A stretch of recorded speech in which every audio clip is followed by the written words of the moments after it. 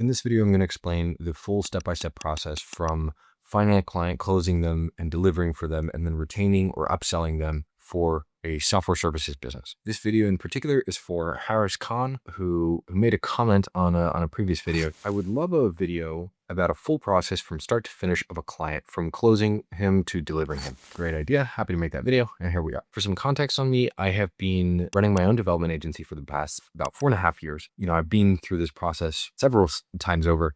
And I hope this helps anybody else who's trying to go on the same journey. Let's start with the first part of finding the client. So finding the client is where a lot of people get stuck. But fundamentally here, you're basically going to get either some form of a referral, right? Where somebody knows you and, they say, oh, go speak to this guy, or you're going to find some sort of cold lead that finds out about your services and then, engages them, right? And then reaches out to you. Generally, it is way easier to sell warm leads, to sell referrals. And like when you're starting out your business, most of your business is going to come from referral type of leads. So let's say you've got somebody who comes in and they have a feature set that they want. So step number one is I'm going to schedule a discovery call with them. In this first discovery call, there's no pitching, there's no sales. It is not a sales call. Okay. It is a discovery call. I am trying to understand, what does this client actually want? Can we even build it for them? If somebody says, they want to build a robot or something like that. Like, I don't do hardware at my company. That is not my area of expertise. And so it is this discovery call that I will take to say, this is what I can do for you. These are the things we're really, really good at. And these are the things that we're not so good at. And by the way, this is a really important process, okay? Because if you tell your client that, oh yeah, we can definitely do hardware,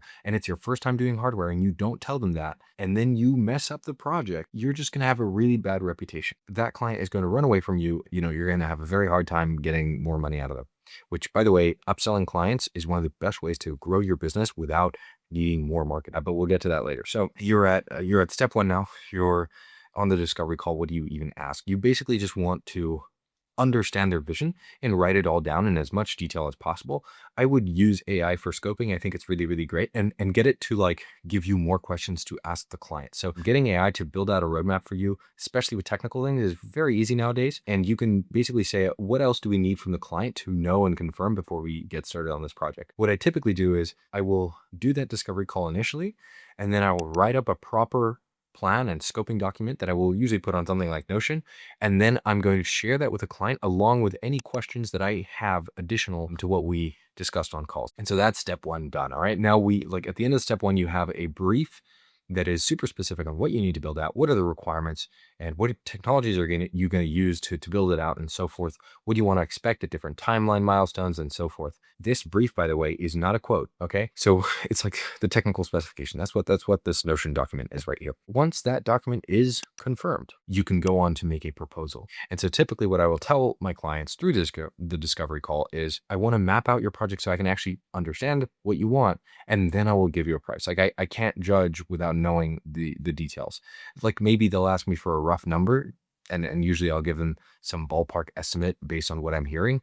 But most of the time I will try and tell them, let me hear everything first and then give you that number, right? And let me make the proper proposal for you. And I'll give you a couple different payment options as well. I have shared a proposal template on my YouTube. I'm happy to share it again. But this proposal template is where I'm basically going to talk about a few things. Number one, why me? So I'm not talking about what I'm going to do for them. I'm talking about, out of all the developers in the world, why should you hire me instead of the next guy? They don't care about your technical decisions. They care about, why should they trust you? Obviously, I'm presuming you have a non-technical client here. If you're selling to some kind of CTO, they do want to care about your technical decisions, right? So it's just different. Anybody else can use the same tools that you are using, right?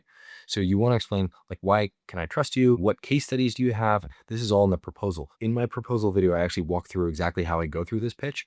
And at the end of that proposal, I'll usually put together 3 pricing options. 3 typically works best. I'll make an expensive, a middle, and a cheap one. And typically by the time they're on a proposal call, they're quite committed to the project they're building. We have a lot of experience in the stuff that we do, which is especially building early versions of applications. And so typically out of that sales call, we will close the client. And oftentimes actually for a lot more than they were even originally thinking to spend, which I'm happy to say.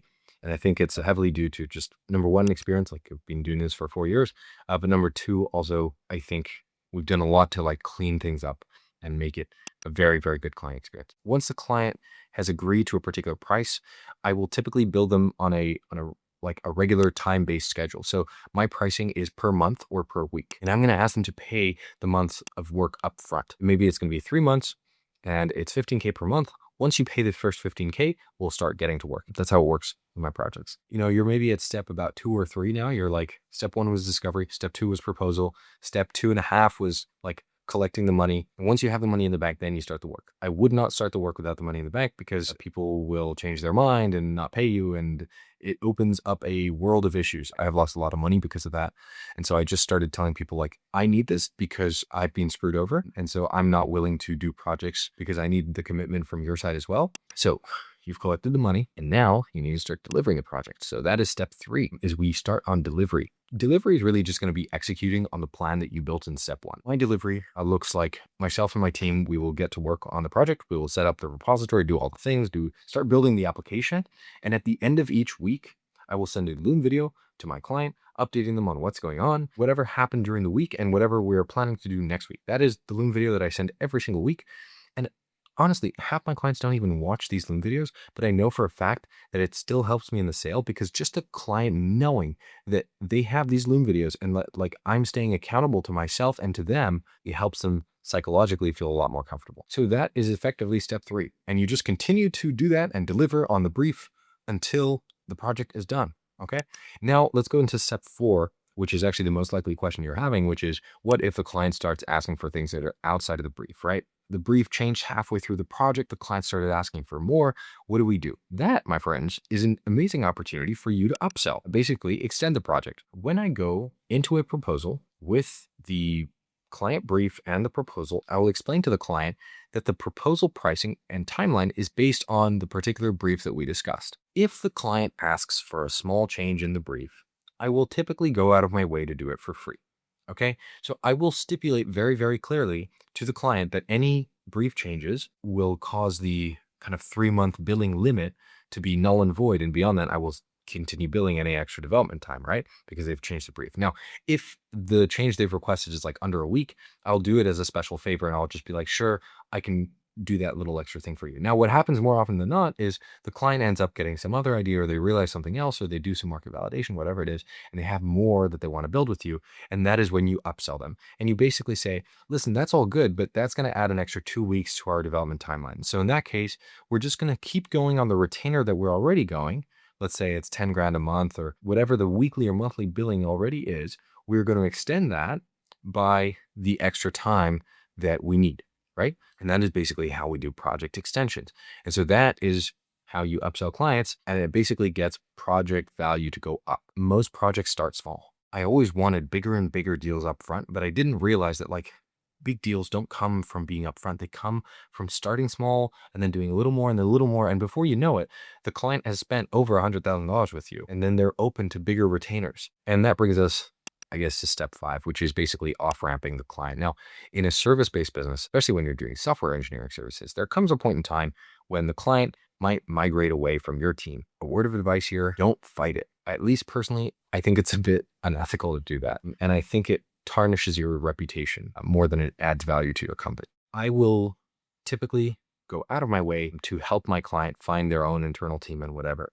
There is a point in time when each and every one of my clients is ready to move on, ready to hire internal developers. And I think that's a natural life cycle. And so that is ultimately part of the service that I was helping them, is I wanted to help them get off the ground and settled into whatever their own system, whatever their own team might be or might look like. Step 5 is off-ramping. And basically it's helping them make that transition into standing on their own 2 feet. By the way, the big benefit of helping them off-ramp and just like being a helpful partner, even though they're technically walking away from your contract, means that the likelihood they come back for future work or they refer other customers is very, very high. So if they had a good experience working with you, they might come back to you at some point in time and be like, we still have our internal team, but we need to deliver some extra stuff this month. Can you help us out? Your team was really good last time. Yes, absolutely. That's an extra project, right? Or in other situations, you help them off-ramp into their own team. They're very happy. And they hear of a friend who also needs development help and doesn't have a team internally yet,